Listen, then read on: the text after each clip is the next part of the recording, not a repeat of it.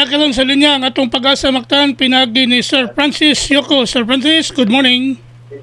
May buntag sir og sa atong mga suking tigpaminaw, mauni na atong latest update bay sa kahimtang sa atong panahon kaong adlaw.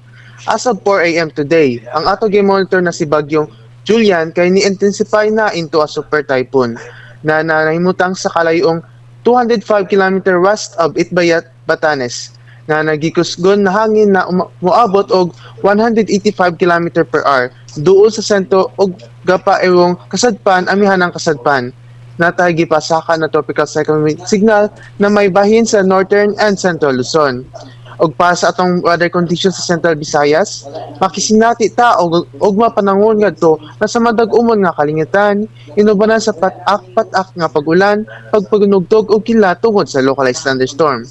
Og pa sa kahimtang sa hangin og kadagatan dinhi sa Kabisayan lakip ng Cebu, magpadayon gyapon kita makisinati sa hinin ngadto na sa kasarangan na paghuhos sa hangin gikan sa habagatang silang ngadto na sa kahabagatang kasadpan din ng atong kadagatan magmaninawon ngadto na sa kasarangan ng mga pagbalod.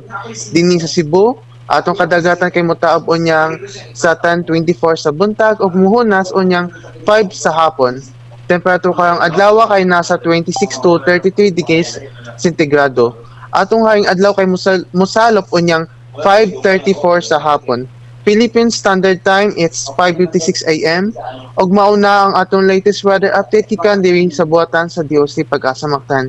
Kini si Francis Yoko, maayong buntag og daghang salamat. Salamat Sir Francis, may buntag sa pag-asa Mactan. Okay sir, good morning. Good morning po.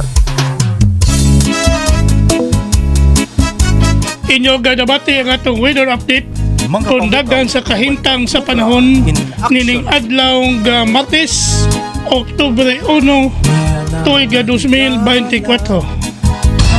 Salamat ni Francis Yoko, ang atong weather specialist gikan sa Pag-asa Mactan. O mayong buntag sa Pag-asa Mactan.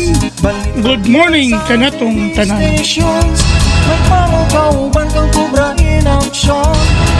Manaw ka o paminaw sa'yo sa kabuntago.